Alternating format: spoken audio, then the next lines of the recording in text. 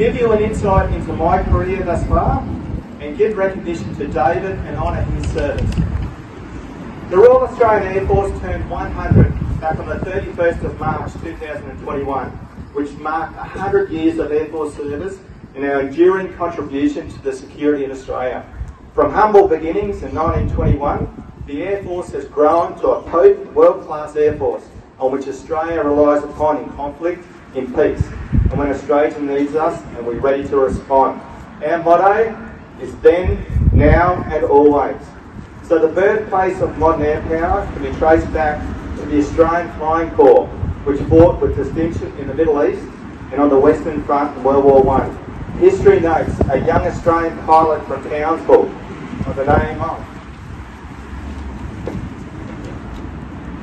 Lawrence Wackett, who was later regarded as the father of Australian Air Force history, or aircraft history. Lawrence Wackett originally joked the Australian Army graduated from Duntroon Military College at the rank of lieutenant. However, the day before his 20th birthday, on the 1st of January 1916, the Australian Flying Corps was formed at RAAF Base Point Cook, and Wackett quickly transferred to No. 1 Squadron. Wackett, along with the 12 other pilots, was deployed to serve in Egypt, on the Sinai, and the Palestine campaigns.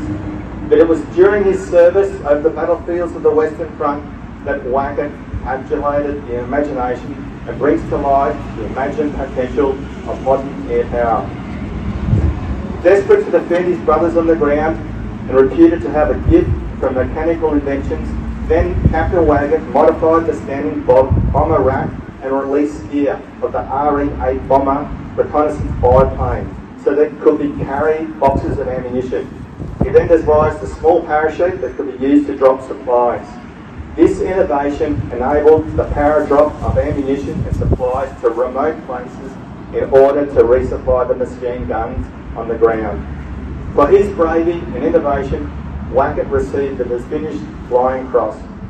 After the war, Wackett became one of the 21 officers who formed the nucleus of the Royal Australian Air Force, which is stood up at Royal Australian Air Force Base Point Cook on the 31st of March 1921.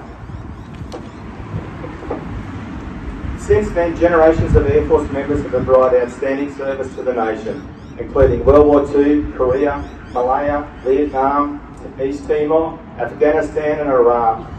From 2021 till today, more than 11,100 Air Force members have lost their lives while serving in Australia. 9,870 in World War II. We honour their service and their sacrifice, and we remind ourselves that every day they'll be left behind family and their friends. And now, we think about now, today, air power is no longer just a burning concept. It's a high-end capability, a capability that we not only use for warfighting, but also for defence, assistance and civil communication to support our regional neighbours in times of difficulty. Today, Air Force remains ever ready to conduct operations whenever and whatever the government relies across Australia and around the world.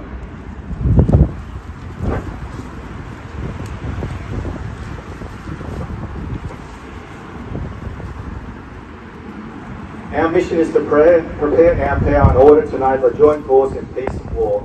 And the mission of the Joint Force is to apply military power in order to defend Australia and its national interests.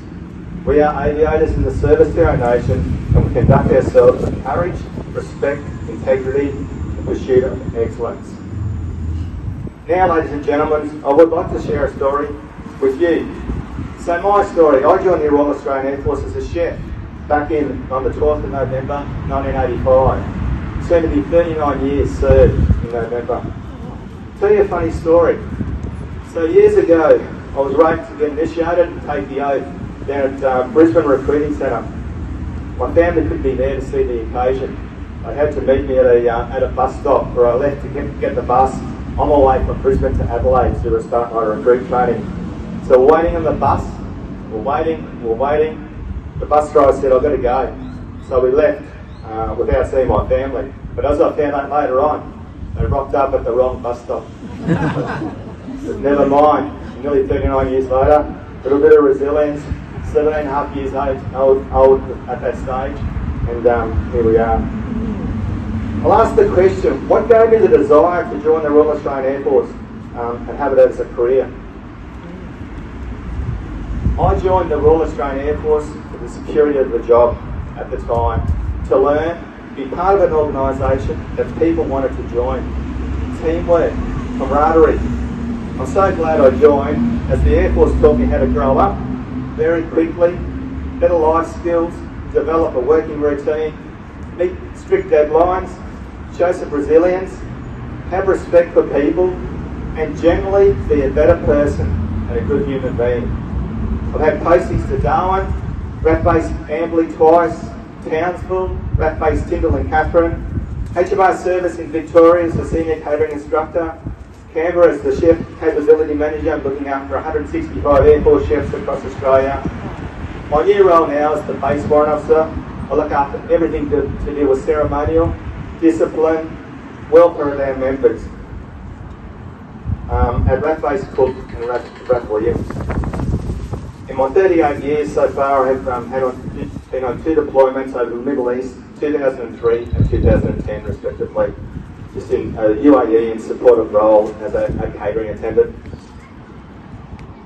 Ladies and gents, I now would like to read out 120265, leading aircraftman David John West.